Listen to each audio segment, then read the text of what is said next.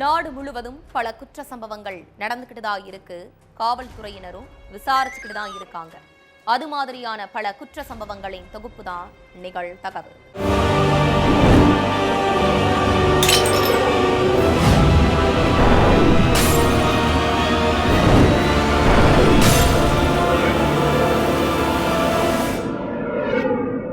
நிகழ்தகவு. பணிக்கு சென்ற கணவனை காணவில்லை என தெரு தெருவாக தேடி அலைந்த மலை. வெகு நேரமாகியும் கணவன் வீடு திரும்பாததால் காவல் நிலையத்தில் புகார் அளித்த சில நிமிடங்களிலேயே வந்த அதிர்ச்சி தகவல்.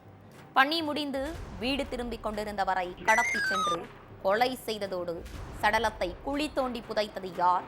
கொலையாளிகள் சிக்கினார்களா? நடந்தது என்ன?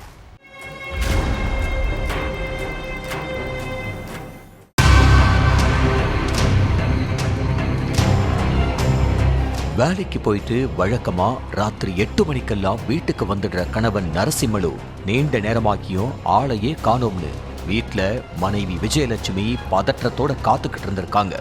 இப்ப வந்துருவாருன்னு நினைச்சு காலையில 6 மணி வரைக்கும் வெயிட் பண்ணதுதான் மிச்சம். ஆனா நரசிம்மலு வீட்டுக்கு வரவே இல்லை. அவரோட செல்போனுக்கு போன் பண்ணி பார்த்தப்ப போன் ஸ்விட்ச் ஆஃப்ல இருந்திருக்கு. நேரம் ஆக ஆக கணவனை காணோமேன்னு தவிப்பும் பதற்றமும் விஜயலட்சுமிக்கு அதிகமாயிட்டே போயிருக்கு. அதனால தன்னோட உறவினரை கூட்டிக்கிட்டு நரசிம்மலுவோட ஃப்ரெண்ட்ஸ் ஒரு சிலர் வீட்டுக்கும் அவர் வேலை பார்க்குற ஆபீஸுக்கும் போய் விசாரிச்சிருக்காங்க. ஆனா நரசிம்மலுவை பத்தி யாருக்கும் எந்த தகவலுமே தெரியல. அதுக்கப்புறம் போலீஸ் ஸ்டேஷனுக்கு போயிட்டு தன்னோட கணவன் நரசிம்மலு தனியார் கம்பெனியில வேலை பார்த்துக்கிட்டு இருக்கிறதாவும் வேலையை முடிச்சுட்டு வழக்கமா நைட் 8 மணிக்கெல்லாம் வீட்டுக்கு வந்துருவாருன்னோ, ஆனா நேத்து நைட்ல இருந்து அவரை காணோம்னு கம்ப்ளைண்ட் கொடுத்திருக்காங்க விஜயலட்சுமி. போலீஸ் அந்த கம்ப்ளைண்ட வாங்கி முழுசா படிச்சு முடிக்கிறதுக்குள்ளேயே அவங்களுக்கு இன்னொரு தகவல் வந்திருக்கு. நரசிங்காபுரத்துல ஒருத்தரை கொலை பண்ணி புதைச்சிருக்கிறதா வந்த தகவலோட அடிப்படையில போலீஸ் அங்க போய் பார்த்திருக்காங்க. போலீஸ் அந்த இடத்துக்கு போகும்போது ஸ்டேஷன்ல கணவனை காணும்னு கம்ப்ளைண்ட் கொடுத்த விஜயலட்சுமியையும் கூட்டிட்டு போயிருக்காங்க. அங்க போனதுக்கு அப்புறம்தான் நரசிம்மலுவை யாரோ கொன்னுட்டு சடலத்தை குழி தோண்டி புதைச்சிட்டு போயிருக்காங்க அப்படிங்கிறது தெரிய வந்திருக்கு. அதுக்கப்புறம் நரசிம்மலுவோட சடலத்தை கைப்பற்றி போஸ்ட்மார்ட்டத்துக்கு அனுப்பி வச்ச போலீஸ் அவரை கொன்னது யாருன்னு கண்டுபிடிக்க விசாரணையில இறங்கினாங்க.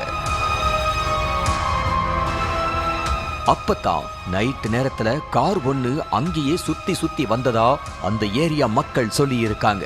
அடுத்து சிசிடிவி காட்சி மூலமா அந்த கார் நம்பரை வச்சு துப்பு துலக்கினதுல பல உண்மைகள் தெரிய வந்திருக்கு. ஆந்திர மாநிலம் திருப்பதியில உள்ள மதனப்பள்ளியைச் சேர்ந்த நாகராஜுவுக்கும் கங்கா தேவிக்கும் கடந்த 8 வருஷத்துக்கு முன்னாடி கல்யாணம் நடந்திருக்கு. ஒரு பிரைவேட் கம்பெனியில வேலை பார்த்துக்கிட்டு இருந்த நாகராஜுவோட நண்பன் நரசிம்மலு 2 பேருமே ஒரே கம்பெனியில வேலை பார்த்துட்டு இருந்திருக்காங்க. நரசிம்மலு நாகராஜுவை பார்க்கறதுக்காக அடிக்கடி வீட்டுக்கு வந்திருக்காரு. அப்ப கங்காவுக்கும் நரசிம்மலுவுக்கும் இடையில பழக்கம் ஏற்பட்டிருக்கு. கணவனோட ஃப்ரெண்டுங்கிற முறையில பேசி பழக ஆரம்பிச்ச கங்கா கொஞ்ச நாள் கழிச்சு கணவனுக்கே தெரியாம நரசிம்மலு கூட பேசி பழகிக்கிட்டு இருந்ததா சொல்லப்படுது. நரசிம்மலுக்கும் கங்காவுக்கும் இடையில இருக்கிற பழக்கம் ஒரு நாள் நாகராஜுவுக்கு தெரிய வந்திருக்கு. நண்பனாச்சேன்னு வீட்டுக்குள்ள விட்டா உன் புத்திய காட்டிட்டியான்னு சொல்லி நரசிம்மல கூட சண்டை போட்டிருக்காரு. அதே மாதிரி கஷ்டப்பட்டுட்டு வேலை பார்த்து உனக்கு சோறு போடுறது நானு, ஆனா எனக்கு தெரியாம நீ இந்த அசிங்கமான வேலை பார்த்துட்டு இருக்குன்னு கங்காவை கண்டிச்சிருக்காரு. எவ்வளவோ கத்தி கோவப்பட்டு சண்டை போட்டாலும் 2 பேருமே நாகராஜுவோட பேச்ச கேட்கிற மாதிரி தெரியல. இதனால கணவன் மனைவிக்கிடையில கடந்த 1 வருஷமாவே பிரச்சனை நடந்துகிட்டு இருந்திருக்கு. ஒரு கட்டத்துல கங்கா நாகராஜுவை விட்டு பிரிஞ்சு தன்னோட அம்மா வீட்டுக்கு போயிட்டாங்க. குடும்பத்தை சின்ன பின்னமாக்குன நரசிம்மலு மேல உச்சக்கட்ட கோபத்துல இருந்த நாகராஜு நரசிம்மலுவை கொலை செய்ய ஃப்ரெண்ட்ஸோட சேர்ந்து திட்டம் போட்டிருக்காரு. நைட்டு 8:30 மணிக்கு வேலை முடிச்சுட்டு பைக்ல போயிட்டு இருந்த நரசிம்மலுவை வழி மறிச்சு தாக்கி கார்ல ஏத்தி கடத்திட்டு போயிருக்காங்க. கிட்டத்தட்ட 2 மணி நேரத்துக்கு மேல கார்லயே சுத்திக்கிட்டு இருந்திருக்காங்க. காருக்குள்ள வச்சு நாகராஜுவும் அவனோட ஃப்ரெண்ட்ஸும் சேர்ந்து நரசிம்மலுவை சரமாரியா தாக்கி துன்புறுத்தி இருக்காங்க. அதுக்கப்புறம் ஆள் நடமாட்டம் இல்லாத இடத்துல வச்சு நரசிம்மலுவோட கை கால்களை கயிறால கட்டி போட்டுட்டு வாயில பிளாஸ்டிக் டேப்பை ஒட்டி இரும்பு கம்பியால அடிச்சே கொன்னு இருக்காங்க. அதோட சடலத்தை அங்கேயே குழி தோண்டி புதைச்சிட்டு எஸ்கேப் ஆயிருக்காங்க. இரவு நேரத்துல குழி சரியா மூடாததுனால நரசிம்மலுவோட கைப்பகுதி வெளியே தெரிஞ்சிருக்கு. அதை பார்த்த ஒரு சில பேர் தான் போலீஸுக்கு தகவல் கொடுத்திருக்காங்க. விசாரணையில எல்லா உண்மையையும் கண்டுபிடிச்ச காவல்துறையினர் நரசிம்மலுவை கடத்திட்டு போய் கொலை செஞ்சது மட்டுமில்லாம சடலத்தை குழி தோண்டி புதைச்ச நாகராஜுவையும் அவனோட நண்பர்களையும் அரெஸ்ட் பண்ணி சிறையில அடைச்சிட்டாங்க. வயலுக்கு சென்றுவிட்டு வீட்டிற்கு திரும்பிக் கொண்டிருந்த விவசாயி வேகமாக வந்த டிராக்டர் மோதி விவசாயி சம்பவ இடத்திலேயே பலி. விவசாயியின் மனைவி மீது சந்தேகமடைந்து கஸ்டடியில் எடுத்த போலீஸ். விசாரணையில் வெளியான அதிர்ச்சி தகவல். நடந்தது விபத்து அல்ல, கொலை என விசாரணையில் அம்பலம். கணவனை மனைவியே ஆள் வைத்து கொலை செய்தது ஏன்? பின்னணி என்ன?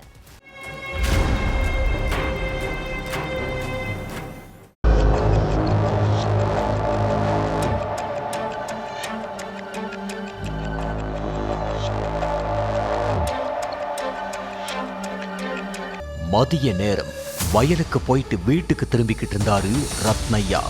அப்ப பின்புறத்துல வேகமா வந்த டிராக்டர் ஒன்னு அவர் மேல மோதி இருக்கு. இதுல தூக்கி வீசப்பட்ட ரத்னையா தலையில பலத்த காயமடைஞ்சி சம்பவ இடத்திலேயே துடிக்க துடிக்க உயிரிழந்துட்டாரு. ஆக்சிடென்ட்டுக்கு அப்புறம் அந்த டிராக்டர் ஓட்டுநரும் அங்கிருந்து தப்பிச்சு போயிருக்காரு. இதுக்கிடையில அந்த வழியா நடந்து போன பொதுமக்கள் சடலத்தை பார்த்து போலீஸுக்கு போன் பண்ணி தகவலை சொன்னாங்க. உடனே சம்பவ இடத்துக்கு வந்த போலீஸ் சடலத்தை மீட்டு போஸ்ட்மார்ட்டத்துக்கு அனுப்பி வச்சாங்க. அதுக்கப்புறம் இத ஆக்சிடென்ட் கேஸா ஃபைல் பண்ணி விசாரிக்க ஆரம்பிச்சாங்க. விபத்தை ஏற்படுத்திய டிராக்டர் ஓட்டுநர் எங்க தப்பிச்சு போனாருன்னு கண்டுபிடிக்க அந்த ஏரியாவில் உள்ள மொத்த சிசிடிவி காட்சிகளையும் எடுத்து ஆய்வு பண்ணி இருக்காங்க. அதே மாதிரி ரத்னையாவோட மனைவி சொந்தக்காரங்கன்னு எல்லார்கிட்டையும் இந்த சம்பவத்தை சொன்ன போலீஸ் அவங்கள நேர்ல வரவழைச்சிருக்காங்க.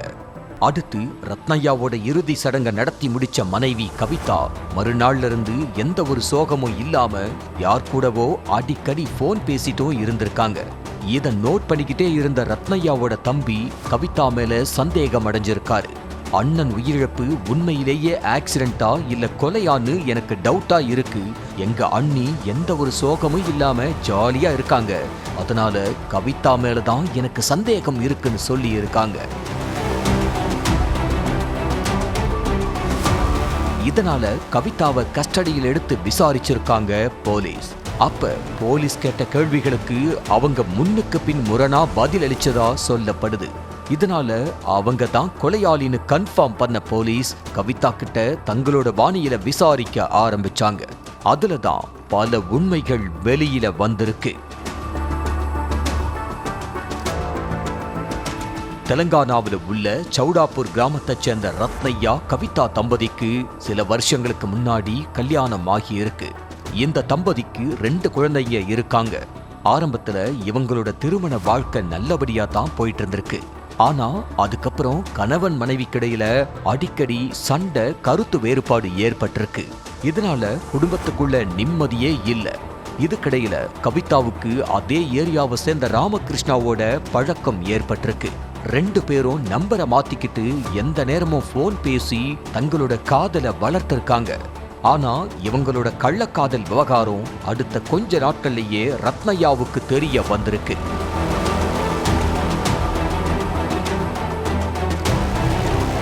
இதனால மனைவிய கண்டிச்ச கணவன், தாலி கட்டின கணவன் நான் இருக்கேன், நமக்கு 2 குழந்தைங்க இருக்காங்க, ஆனா நீ நம்ம குடும்பத்தை பத்தி யோசிக்காம நீ ராமகிருஷ்ணா கூட தகாத உறவு வச்சிட்டு இருக்க, இத்தோட ராமகிருஷ்ணா கூட பழகிறத நிறுத்திரு, அப்படி இல்லைன்னா இந்த விஷயத்த குழந்தைங்க கிட்டையும் நம்ம சொந்தக்காரங்க கிட்டையும் சொல்லி உன்னை அசிங்கப்படுத்திடுவேன்னு சொல்லி இருக்காரு.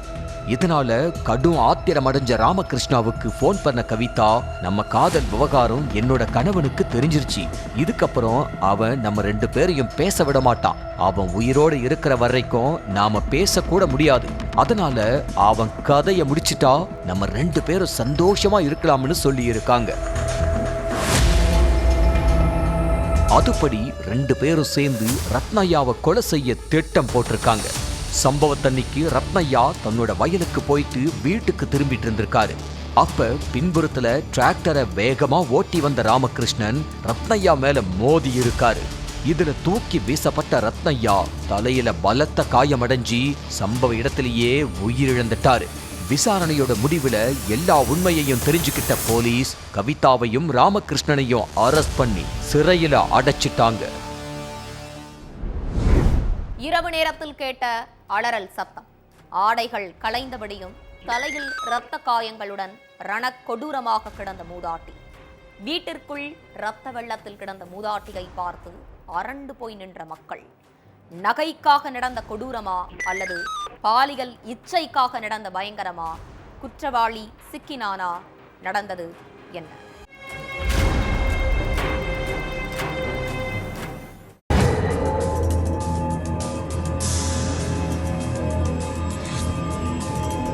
ஏரியாவுல நிறைய வீடுகள் இருந்தாலும் ஒரு வீட்டுக்கு பக்கத்துல இன்னொரு வீடு இல்ல. ஒரு வீட்டுக்கும் இன்னொரு வீட்டுக்கும் இடையில ரொம்பவே இடைவெளி இருக்கும். ஒரு வீட்டுல ஏதாச்சும் அசம்பாவிதம் நடந்தா கூட அடுத்த வீட்டுக்கு கேட்காது. நைட்டு 11 மணி இருக்கும். எல்லாரும் ஆழ்ந்து தூங்கிக்கிட்டு இருந்ததுனால மயான அமைதியா இருந்திருக்கு அந்த ஏரியா. அப்படி ஒரு வீட்டுல தனியா இருந்த மூதாட்டி ஐயோ அம்மான்னு கதறி துடிச்சிருக்காங்க.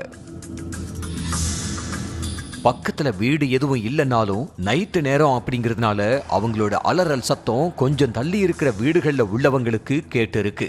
ஆனா தெளிவா எதுவும் கேட்கல. ஏதோ வித்தியாசமா சத்தம் கேக்குதுன்னு சந்தேகப்பட்டு அக்கம் பக்கத்துல உள்ளவங்க எட்டி பார்த்திருக்காங்க. அப்ப அந்த மூதாட்டி வீட்டுக்குள்ள ஒருத்தர் நின்னுக்கிட்டு இருக்கிற மாதிரி தெரிஞ்சிருக்கு. இந்த நேரத்துல யார் இவரு, அந்த வீட்டுக்குள்ள எதுக்கு போனாங்க அப்படிங்கிற குழப்பத்தோட வீட்டுக்குள்ள போய் பார்த்திருக்காங்க அக்கம் பக்கத்து வீட்டுக்காரங்க. அப்ப அந்த வீட்டு கதவுக்கு பின்னாடி மறைஞ்சு நின்னுக்கிட்டு இருந்த 65 வயசு மதிக்கத்தக்க ஒருத்தர் மக்கள் கூடினதை பார்த்ததும் தப்பிச்சு போக பார்த்திருக்காரு. உடனே பொதுமக்கள் எல்லாரும் மடக்கி பிடிச்சிருக்காங்க. அதுக்கப்புறம் வீட்டுல இருந்த லைட்டு போட்டு பார்த்த மக்கள் ஆடி போய் நின்னு இருக்காங்க. ஏன்னா அந்த வீட்டுல தனியா வசிச்சுக்கிட்டு இருந்த மூதாட்டி மேரி ரத்த வெள்ளத்துல சடலமா கிடந்திருக்காங்க. அதோட மூதாட்டியோட ஆடைகள் எல்லாம் கலஞ்சி பார்க்கவே கொடூரமா இருந்திருக்கு. உடனே அங்கிருந்தவங்க பதற்றத்தோடையும் பயத்தோடையும் போலீஸுக்கு கால் பண்ணி இன்ஃபார்ம் பண்ணி இருக்காங்க.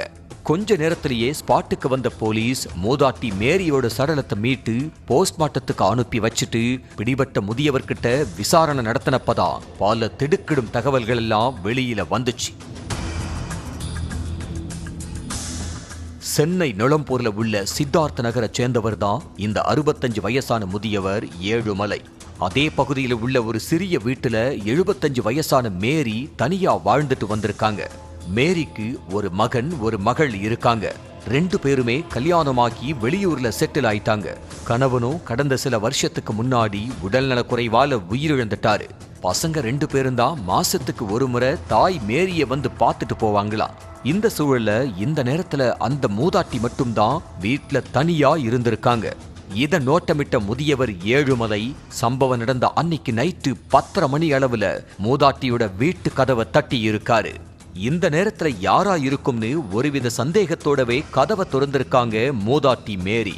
அப்ப வீட்டு வாசல்ல நின்னுக்கிட்டு இருந்த ஏழுமலை மூதாட்டியோட வாய பொத்தி வீட்டுக்குள்ள இழுத்துட்டு போனவன் மூதாட்டி கிட்ட கொஞ்சம் கூட ஈவு இரக்கமே இல்லாம தன்னோட வக்கிர புத்திய காட்டி சிதைச்சி சின்னா பின்னமாக்கி இருக்கான். அப்ப மூதாட்டி கத்தி கூச்சல் போட்டதால அவங்க தலைய தரையில இடிச்சு கொடூரமான முறையில துடிக்க துடிக்க கொன்னு இருக்கான். அந்த நேரத்துல மூதாட்டியோட சத்தம் கேட்டு அக்கம் பக்கத்துல உள்ளவங்க எல்லாம் ஓடி வந்திருக்காங்க. மக்கள் கூடுறத பார்த்து பயந்து போன ஏழுமலை பாலியல் கேஸ்ல சிக்கனா அசிங்கமாகிடுமேன்னு நினைச்சு நகைகளை கொள்ளையடிக்க வந்தவ மாதிரி நாடகமாடி இருக்கான். மூதாட்டி போட்டிருந்த கவரிங் செயினை எல்லாம் அறுத்து கையில வச்சிருந்த ஏழுமலைய பார்த்து அங்கிருந்த மக்கள் நகைக்காகத்தான் மூதாட்டி மேரிய ஏழுமலை கொலை செஞ்சிருக்கான் அப்படின்னு நினைச்சாங்க. ஆனா அது உண்மை கிடையாது. மூதாட்டிய பாலியல் வன்கொடுமை பண்ற நோக்கத்தோட தான் இரவு நேரத்துல அவங்க வீட்டுக்குள்ள நுழைஞ்ச விஷயம் விசாரணையில தெரிய வந்துச்சு. அதுக்கப்புறம் முதியவர் ஏழுமலை மேல கொலை வழக்கு பதிவு செஞ்ச போலீஸ் அவரை கைது பண்ணி ஜெயில்ல அடைச்சிருக்காங்க. நண்பன் அழைத்ததால் நம்பி சென்ற நபர் நைசாக பேசி மதுவை ஊற்றி கொடுத்து அரக்கத்தனம். போதை தலைக்கேறியதும் நண்பனை கற்களால் அடித்தே கொன்ற பயங்கரம். பல ஆண்டுகளாக நெருங்கி பழகிய நண்பனே யமனாக மாறியது ஏன்? கொலையாளிகள் சிக்கியது எப்படி? இரவில் நடந்தது என்ன?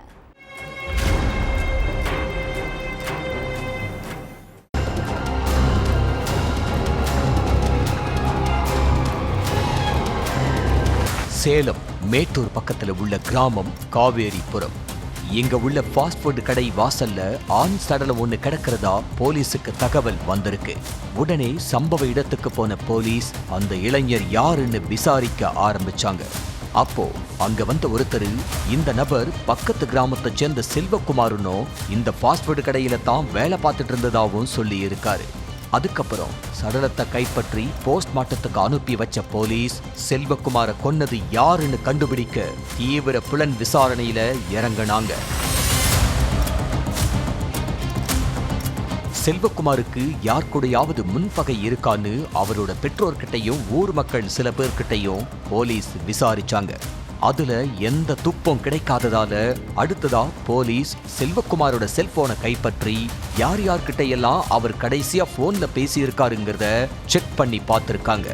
அப்போ அதே ஊரை சேர்ந்த குமார் கிட்ட செல்வகுமார் கடைசியா செல்போன்ல பேசி இருந்தது தெரிய வந்துச்சு. அதுக்கப்புறம் அந்த குமாரை பிடிச்சு விசாரிச்சப்பதான் எல்லா உண்மைகளும் வெளியில வர ஆரம்பிச்சது. காவேரிபுரத்துல உள்ள ஃபாஸ்ட் ஃபுட் கடையில வேலை பார்த்துக்கிட்டு இருந்த செல்வகுமாரும் அதே ஊரை சேர்ந்த குமாரும் க்ளோஸ் ஃப்ரெண்ட்ஸ். 2 பேரும் நைட்டு நேரத்துல மது குடிக்கிறது வழக்கம். அப்படி வழக்கம் போல செல்வகுமாரும் குமாரும் மது குடிச்சிட்டு இருந்திருக்காங்க. 2 பேருக்குமே 2 பேரோட சொந்த பந்தங்களை பத்தியும் நல்லா தெரியும். அதனால மது குடிச்சிட்டு இருக்கும் போது சொந்த பந்தங்களை பத்தி பேசிட்டு இருக்கப்ப செல்வகுமார் குமாரோட குடும்பத்தை பத்தி இழிவா பேசினதா தெரியுது. எங்க குடும்பத்தை பத்தி பேசாதுன்னு குமார் சொல்லியும் செல்வகுமார் கேட்கிற மாதிரி இல்ல. அன்னையிலிருந்து செல்வகுமார் மேல கொலை வெறியில இருந்த குமார் சம்பவத்தன்னைக்கு சாயங்காலம் செல்வகுமாருக்கு போன் பண்ணி மது குடிக்கிறதுக்கு போலாம்னு கூப்பிட்டு இருக்கான். அப்ப ஃபாஸ்ட் ஃபுட் கடையில வேலை பார்த்துக்கிட்டு இருந்த செல்வகுமார் நண்பன் குமார் கூப்பிட்டதும் கிளம்பி போக 2 பேரும் ஃபாஸ்ட் ஃபுட் கடைக்கு பக்கத்துல ஆள் நடமாட்டம் இல்லாத இடத்துல உட்கார்ந்து மது குடிச்சிட்டு இருந்திருக்காங்க.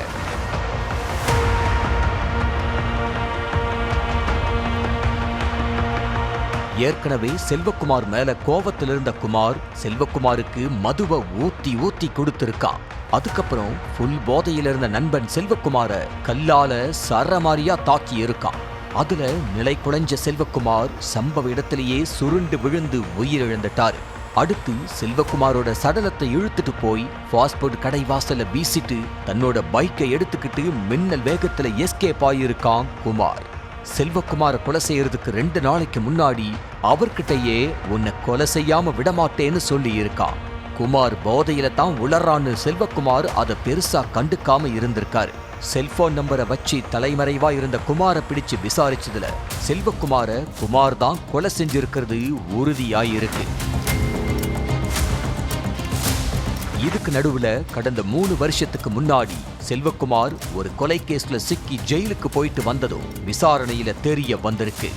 உயிருக்கு உயிரா பழகின நண்பனை கொடூரமா கொலை பண்ண குமார் மேல கொலை கேஸ ஃபைல் செய்த காவல்துறையினர் அவனை அரெஸ்ட் பண்ணி தொடர்ந்து விசாரணை நடத்திக்கிட்டு இருக்காங்க. வீட்டிற்குள் இருந்த இளைஞரை சுத்து போட்ட கும்பல். இளைஞரை கத்தியால் குத்தி கொன்றுவிட்டு தப்பி ஓடியதால் அதிர்ச்சி. ரயிலுக்காக காத்திருந்த கொலையாளிகளை சுற்றி வளைத்து பிடித்த போலீஸ். காதல் விவகாரம் காரணமாக இளைஞர் கொலை செய்யப்பட்டது விசாரணையில் தகவல். இளைஞரை கொலை செய்த நபர்கள் யார்? இரு தரப்புக்கும் இடையே என்ன பிரச்சனை?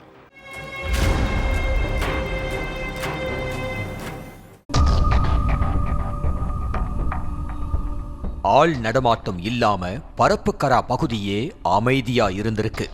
அப்ப அகிலுங்கிற இளைஞரோட வீட்டுக்கு போன ஒரு கும்பல் அவரை வீட்டை விட்டு வெளியில கூட்டிட்டு வந்து பயங்கரமா வாக்குவாதம் பண்ணி திடீர்னு மறைச்சு வச்சிருந்த கத்தியை எடுத்து சரமாரியா குத்தி இருக்காங்க. இதுல சம்பவ இடத்திலேயே சுருண்டு விழுந்த அகில் ரத்த வெள்ளத்துல உயிருக்கு போராடிக்கிட்டு இருந்திருக்காரு. அகிலோட அலறல் சத்தத்தை கேட்டு ஓடி வந்த கிராம மக்கள் அவரை மீட்டு பக்கத்துல உள்ள ஹாஸ்பிட்டலுக்கு அனுப்பி வச்சாங்க. அங்க சிகிச்சை அளிச்ச டாக்டர் அகில் உயிரிழந்துட்டதா சொல்லி இருக்காங்க. அடுத்து அங்கு வந்து விசாரணையில இறங்கின போலீசார் கொலையாளிகள் யாருன்னு தெரிஞ்சுக்க அந்த ஏரியாவில் உள்ள சிசிடிவி காட்சிகள் எல்லாத்தையும் ஆய்வு பண்ணி இருக்காங்க. இதுக்கிடையில போலீஸுக்கு ஒரு போன் கால் வந்திருக்கு. எதிர்முனையில பேசின ஒருத்தர், சார், ரயில்வே ஸ்டேஷன்ல ரத்தம் படிஞ்ச சட்டையோட 3 பேர் நின்னுக்கிட்டு இருக்காங்க, அவங்க மேல சந்தேகமா இருக்கு, அதனால கொஞ்சம் சீக்கிரமா வந்து அவங்கள பிடிச்சு விசாரிங்கன்னு சொல்லி இருக்காரு. இதனால சம்பவ இடத்துக்கு போன போலீஸ் ரோஹித், போப்பி, கிருஷ்ணு 3 பேரை பிடிச்சிட்டு வந்து விசாரிச்சாங்க. கேரளாவில் உள்ள பரப்புக்கரா பகுதியைச் சேர்ந்த 28 வயசான அகிலுக்கு இன்னும் கல்யாணம் ஆகல. இவரு அதே ஏரியாவில் உள்ள ஒரு இளம் பெண்ணை காதலிச்சிட்டு இருந்திருக்காரு. அந்த பொண்ணு எங்க போனாலும் அவங்க பின்னாடியே ஃபாலோ பண்றது, அவங்க கிட்ட பேச முயற்சி பண்றதுமா இருந்திருக்காரு.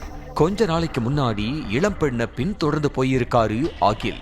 அப்ப எதுக்கு என்ன ஃபாலோ பண்றீங்கன்னு அந்த பொண்ணு கேட்க, அதுக்கு அகில், நான் உங்களை உயிருக்கு உயிரா காதலிக்கிறேன், உங்களை கல்யாணம் பண்ணிக்கணும்னு ஆசைப்படுறேன்னு சொல்லி இருக்காரு. இந்த லவ் எல்லாம் எங்க குடும்பத்துக்கு செட் ஆகாது, எங்க அண்ணன் பெரிய ரவுடி, அவனுக்கு தெரிஞ்சா பெரிய பிரச்சனை ஆயிரும், அதனால என்னை இனிமே டார்ச்சர் பண்ணாதுன்னு சொல்லி இருக்காங்க அந்த இளம் பெண். அதுக்கு அகில், தயவு செஞ்சு அப்படி சொல்லாதீங்க, நீங்க தான் என்னோட எதிர்காலமே, நீங்க இல்லாத வாழ்க்கைய என்னால நினைச்சு கூட பார்க்க முடியல, அதனால என் லவ்வுக்கு ஓகே சொல்லுங்கன்னு கெஞ்சி இருக்காரு. அகிலோட நடவடிக்கைய பார்த்து கடுப்பான அந்த இளம்பெண் அகில திட்டிட்டு அங்கிருந்து போயிட்டாங்க. ஆனா அகில் விடாம அந்த பொண்ணுக்கு லவ் டார்ச்சர் கொடுத்துக்கிட்டே இருந்திருக்காரு. இதனால அந்த இளம்பெண் அகில பத்தி தன்னோட அண்ணன் ரோஹித் கிட்ட சொல்லி இருக்காங்க. இத கேட்டு கடும் கோபமான ரோஹித் தன்னோட நண்பர்களான போப்பி, கிருஷ்ய கூட்டிக்கிட்டு அகிலோட வீட்டுக்கு போய் மிரட்டி இருக்காரு. 2 தரப்புக்கும் இடையில பயங்கர வாக்குவாதம் ஏற்பட்டிருக்கு. ரோஹித்தை பார்த்து அகில் தகாத வார்த்தையில திட்டினதா சொல்லப்படுது. இதனால கடும் கோபமான அந்த 3 பேரும் மறைச்சு வச்சிருந்த கத்தியை எடுத்து அகில சரமாரியா கை, கால், கழுத்துன்னு எல்லா இடங்களையும் கொடூரமா கொத்தி கொன்னுட்டாங்க. அடுத்து கொலையாளிகள் 3 பேரும் போலீஸ் கிட்ட சிக்காம இருக்க அங்கிருந்து வேற ஏதாவது ஊருக்கு தப்பிச்சு போக முடிவு பண்ணி இருக்காங்க. அதுக்காக பக்கத்துல உள்ள ரயில்வே ஸ்டேஷனுக்கு போயிருக்காங்க. ஆனா அந்த 3 பேரோட சட்டையிலையும் ரத்தக்கரை இருந்ததை பார்த்த அங்கிருந்த ஒருத்தர் போலீஸ் ஸ்டேஷனுக்கு போன் பண்ணி தகவலை சொல்லிட்டாரு. அதுக்கடுத்து உடனே அங்க போன போலீஸ் ரோஹித், போப்பி உள்ளிட்ட 3 பேரை அரெஸ்ட் பண்ணி சிறையில அடைச்சிட்டாங்க. ஒவ்வொரு குற்றங்களின் முடிவும் சட்டத்தின் கையில். விசாரணை தொடரும். பார்க்கலாம் அடுத்த நிகழ்தகவல்.